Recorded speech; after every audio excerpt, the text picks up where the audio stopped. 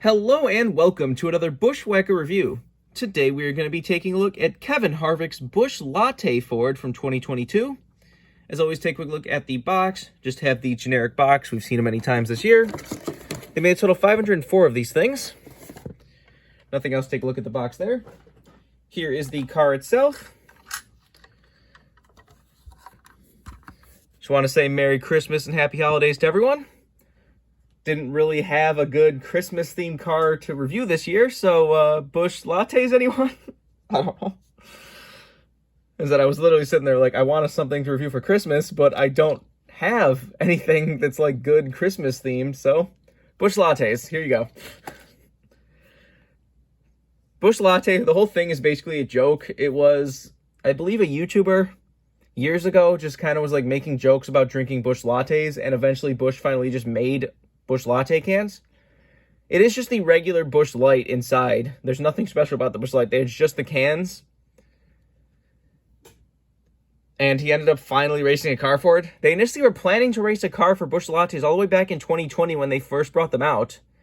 But because of everything that happened, they didn't get the cans out in time. So they ended up canceling the car. At the time, it was also just like this one is, where it's the primary Busch car, but just has Busch Latte instead of Busch Light. Which I'm honestly kind of glad they waited for this one, because initially it would have just been the, the regular Busch Light car from the time. But the fact that our current primary Busch Light car is this beautiful metallic blue and silver car, I'm kind of glad they waited, because that one makes this look so much better. So this car just looks fantastic every time it hits the track. Especially when he had the primary Busch Light car under the lights at Bristol, it just looked beautiful. But anyways, let's focus on the car here. So he raced this specific version at the Bristol Dirt Race, which definitely was a little bit underwhelming that they went from that beautiful Bristol Dirt, mud-covered car last year to just, like, a different version of the primary. But I said, this primary is so nice that I love to see it every time. Like, I'm not as, disappointed when the primary pops up anymore. Because it used to be, I would definitely be a little disappointed when he wouldn't run a special paint scheme and just ran the regular Busch car. But this primary is almost better than a lot of the special Busch cars we even get anymore. So, who knows? Let's do a quick 360 of the car. So you can see those beautiful metallic colors.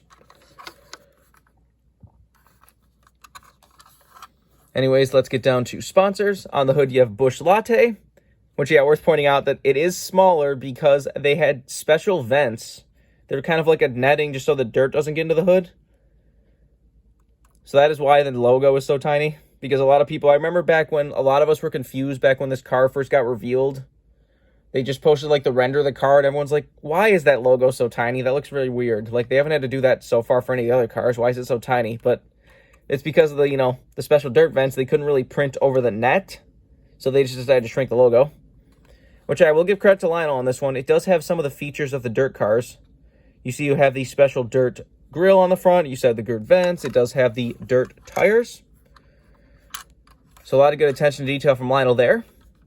Anyways, back to sponsors. You got Ford Mustang, number 4, and Stewart-Haas Racing. Down the side, you have hashtag Busch Latte Break. Got Mobile One, got Subway, Pristine Auctions, and Hunt Brothers Pizza back there. Got Gear Wrench on the C post. On the B post, you have Ford, Mobile One, Haas, Hunt Brothers Pizza, and Rush Truck Centers. Has your regular contingencies and such up front, and the regular vent, or the updated vent, I mean. You see, there's also the aluminum bottles for Busch Lattes. They put that in the car instead of the Busch Latte can. I tried to get one of those to put in the review. Like, I ordered one off of eBay. I ordered an empty beer can off of eBay, and it just, like, 6 days went by, and then he just, without saying anything or doing anything, just canceled the order. So, that's great. But anyways, I was kind of wanting it just for the video, just because I'm like, this is the, the can's not on the car. This is on the car, but whatever. Anyways, on the back, you have Busch Latte Season. Got the Ford Michigan license plate number 4 and Mobile One. Does have the updated clear spoiler. Got Busch Latte on the deck lid and Mobile One on the roof. This is number 122. Got the same stuff down the other side as usual. Take a look under the hood. Wants to open. So you got powered by Ford, Mobile One, Haas, and Wix filters under there. There's the engine detail if you want to see that. Obviously no deck lid. The roof flaps, of course, do open. And there's the underside of the car if you want to see that. Like I said a little while ago, it does have the treaded Bristol Dirt tires. Just a beautiful, beautiful paint scheme. Like I said, it is just the primary paint scheme. So if you want just a normal version of this paint scheme and you don't want the, you know, latte version, you can just get the primary diecast. But I said, it is really cool. They finally did run a latte car. I said, it is kind of funny. It was just all a joke. They had, like, you know, they put out, like, generic, like, you know, like, looks like old 80s and 90s commercials for Busch Lattes. Some of the commercials were pretty funny, too. That it is all just one big joke. I'm kind of glad they finally ran a car, because it was kind of weird for me. Like I said, the fact that they were going to run a car in 2020, they couldn't. Then I was kind of expecting one to show up in 2021, which it never did. But then back in 2022, they popped it up again. They're probably going to keep making these. Like, I would expect Busch Lattes to come back next year, so we'll probably get another car. Like I said, they really can't make anything too special with the paint scheme because, like, as you see in the background, the can is literally the regular Busch can and it just says latte. So using the regular primary Busch car and changing it to latte makes perfect sense. If you want this car as a brand new release, you can get it right now. I don't think this car is going to get rare, but then again, like I said, a few of the Busch cars got canceled this year, so maybe some people are going to be a little more open to getting the cars that did come out, but I said, I definitely do like they added some of the extra details, like the, you know, hood vents and the grill and the tires and stuff. Like, it does make the diecast a little bit extra special. Like, how many times are we even going to get those special dirt vents printed on the hood? It was, like, only really, I don't remember if Chevys really were different. Fords were the most different ones. Toyotas really weren't different at all. But like I said, instead of you had those, you know, obviously, you know, generally you would have the little, just like, whatever you want to call them, just little, like, louver vents for the Fords instead of just a netting. So, there's one's changed the most.